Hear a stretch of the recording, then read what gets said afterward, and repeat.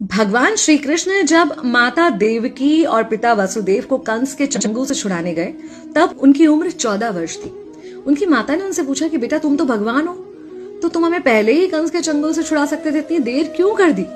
तो कृष्ण जी ने कहा, माता क्या पिछले जन्म में आपने मुझे 14 वर्ष का वनवास नहीं दिया था? माता हैरान रह गई, बोली ये क्या कह रहे हैं आप? तब कृष्ण जी ने बताया कि पिछले जन्म में मैं राम था और आप थी माता कैकेयी, और आप ही ने मुझे 14 वर्ष का वनवास दिया था, और कर्म फल से कोई नहीं बच सकता माता, इसलिए आपको 14 साल का ये दुख सहना पड़ा। तब आश्चर्यचकित होते हुए माता ने पूछा, तो फिर यशोदा पिछले जन्म में कौन थी?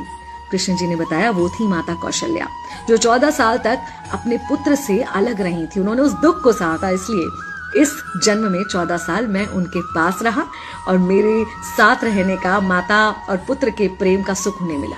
कहने का मतलब यह है कि कर्म फल से ना उस युग में कोई बचा था, ना आज कोई बचेगा।